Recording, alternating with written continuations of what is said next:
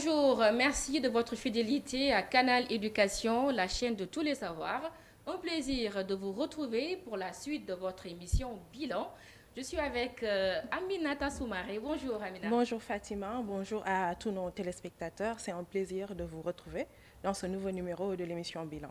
Alors, aujourd'hui, dans Bilan, nous nous intéressons à l'inspection des affaires administratives et financières. Nous avons le plaisir de recevoir sur ce plateau Fatou Diouf, Madame Diop. Bonjour. Bonjour madame, bonjour mesdames, je vais dire. C'est un plaisir de partager avec vous cette émission qui rentre dans le cadre du bilan des activités du ministère de l'Éducation nationale pour l'année 2024.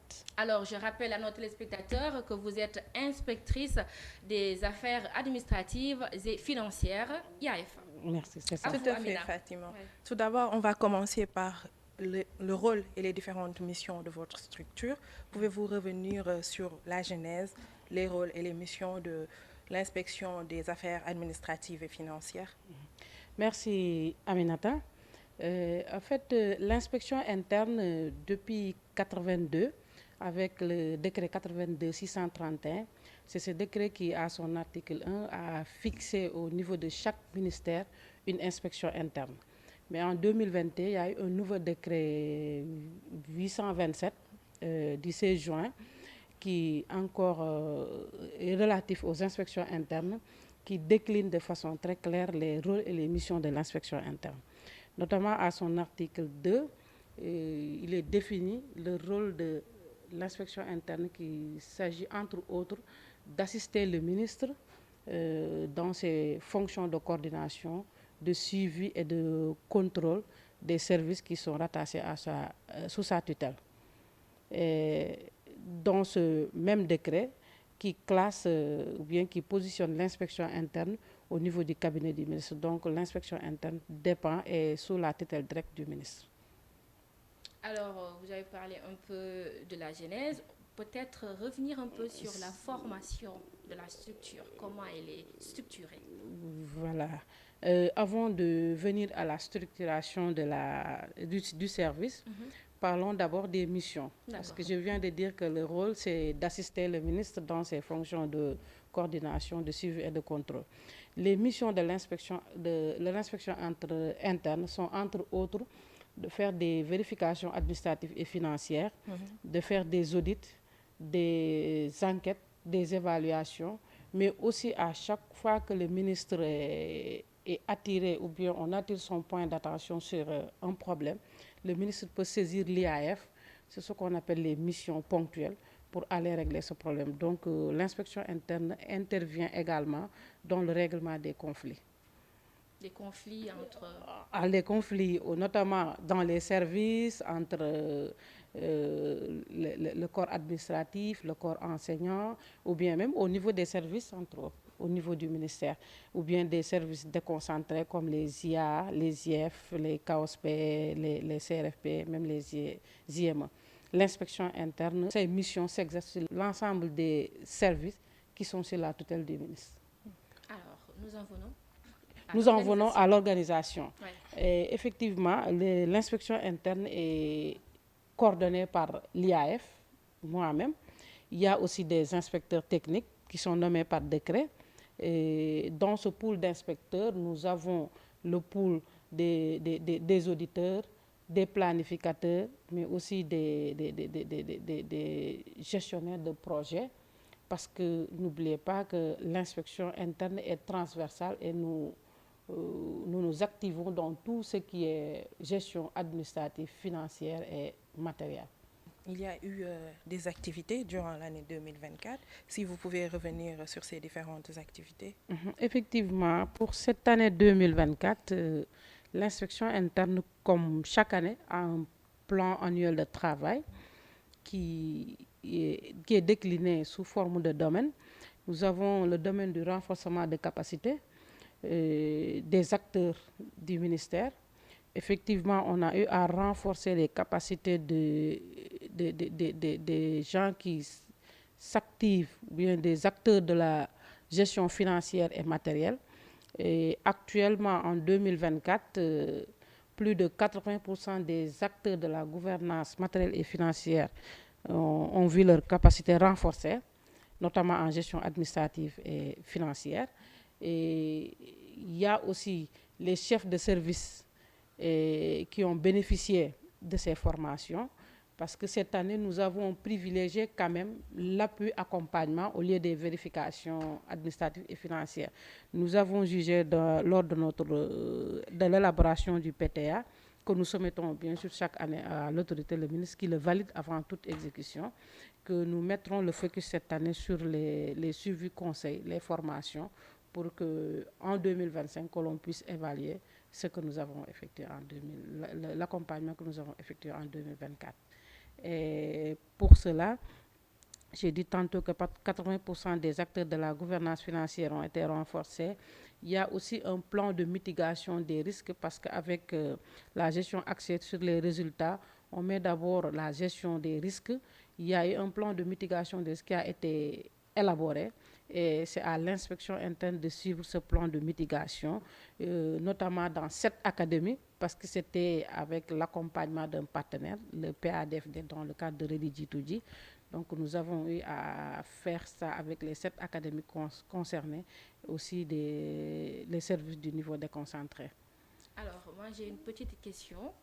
Avant de parler déjà des résultats obtenus durant cette année 2024, aujourd'hui, pour être inspecteur ou inspectrice des affaires administratives et financières, que faut-il faire, ou quel bagage faut avoir pour vraiment prétendre à être un inspecteur ou une inspectrice? Voilà, madame, Ouais. c'est une question qui revient très souvent, parce Ouais. que j'avoue que l'inspection interne est un peu méconnue Tout à fait.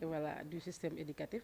Donc, pour être inspecteur technique d'abord, ou bien pour prétendre venir à l'inspection interne, il faut d'abord être un fonctionnaire, mais il faut avoir un background en audit, comptabilité, en finances publiques, à la gestion des projets,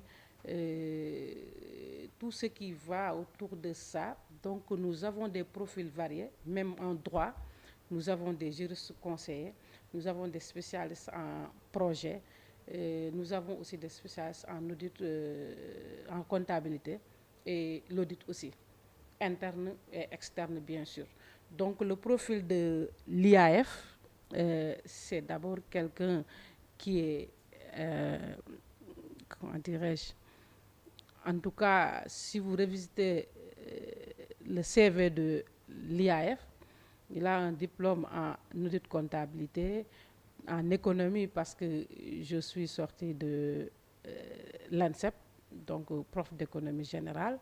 Il y a aussi la comptabilité, il y a aussi la maîtrise des finances publiques, donc naturellement un master en gestion des finances publiques, ce qui va permettre à l'IAF de pouvoir vraiment être à cheval sur tous les champs qui lui sont conférés. Ok.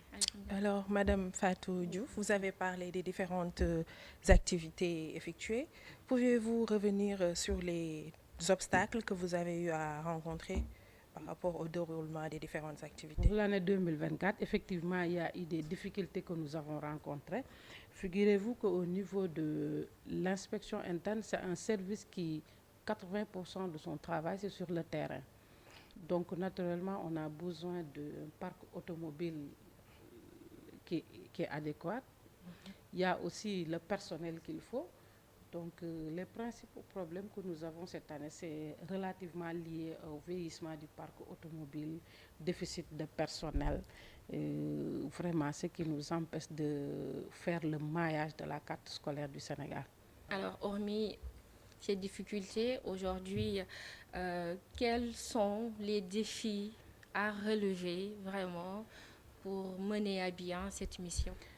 Voilà, les défis que nous avons cette année, ou bien les années à venir, c'est d'abord de faire le maillage de toutes les structures scolaires du Sénégal, et élargir aussi ce renforcement de capacité que nous sommes en train de faire, parce que, figurez-vous, dans l'administration des établissements, les chefs d'établissement ne sont pas des gens qui naturellement sont formés dans la gestion financière. Donc, ils apprennent avec le tas et c'est un peu difficile de couvrir tous ces acteurs-là. Donc, le défi majeur que nous avons, c'est vraiment d'avoir les moyens pour vraiment faire le maillage, pour couvrir tout le Sénégal.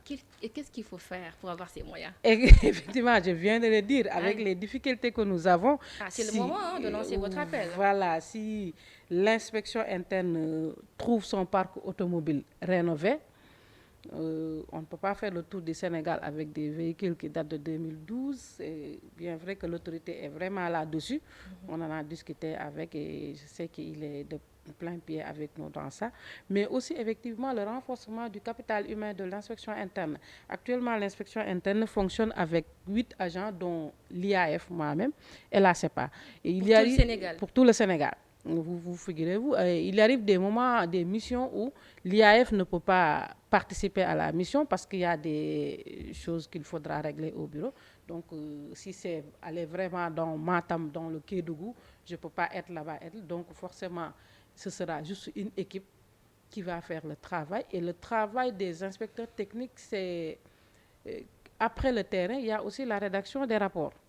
Et ça aussi, il faut vraiment un capital humain pour faire ça. Et pour cela, l'inspection interne, c'est des mutations, mais c'est toujours par appel à candidature. On ne peut pas affecter directement un agent là-bas. Okay. Donc, nous souhaitons vraiment que cet appel à candidature puisse avoir lieu cette année en 2025 pour renforcer notre capital humain. Alors, nous allons dans le même sens pour parler des perspectives pour cette année. Les perspectives de cette année, c'est vraiment aller dans le sens de recruter d'autres agents pour renforcer le personnel de l'inspection interne. Et aussi nous avons, cette année, le ministre a beaucoup insisté sur les 11 leviers stratégiques du ministère. Et nous voyons que dans ce cadre, à chaque fois qu'on évoque ces 11 leviers, on retourne à ce triptyque que ces autorités demandent tout le temps, qu'on appelle le Djoubal Djoubanti.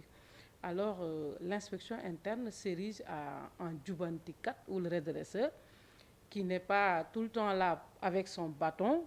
Donc, nous voudrons donner une nouvelle image de l'inspection interne. Au lieu d'être considéré, au lieu d'être regardé comme le gendarme du ministère, nous voulons être vraiment les facilitateurs, les accompagnateurs, des gens qui sont ouverts, disponibles à tout moment pour toutes les questions qui sont liées à la gestion administrative et financière, ce qui va beaucoup améliorer le système éducatif sénégalais. D'accord, Madame Fatou Diouf. Pour terminer, vous avez un message particulier à l'endroit des autorités, acteurs et communautés éducatives? Peut-être souhaiter une bonne année, d'abord à l'autorité, Monsieur le ministre.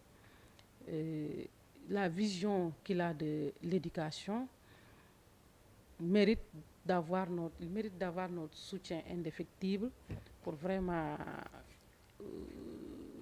changer le système éducatif, comme il le dit, mais aussi à l'endroit de toute la communauté éducative, à savoir les enseignants, les élèves, les parents d'élèves.